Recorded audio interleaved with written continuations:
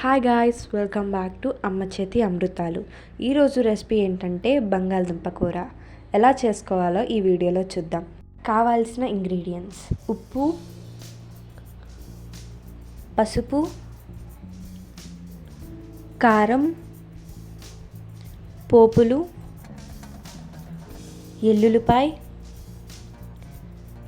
కరివేపాకు,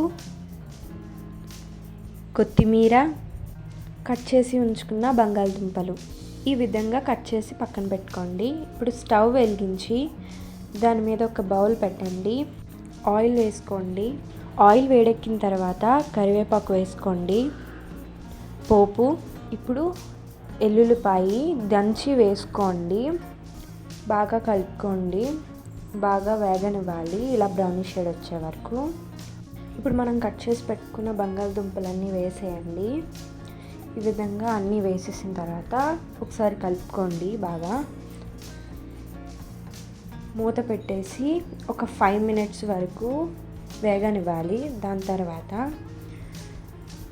ఇలా వేగిన తర్వాత దీంట్లోకి మనం పసుపు, ఉప్పు, తగినంత ఉప్పు వేసి బాగా కలుపుకొని ఇంకొక 5 minutes మళ్ళీ వేగనివ్వాలి. దాని తర్వాత కారం వేసుకొని బాగా కలుపుకోండి. దాని తర్వాత ఒక 2 minutes వరకు అలా కలుపుతూ వేగిన తర్వాత కొత్తిమీర వేసుకోండి.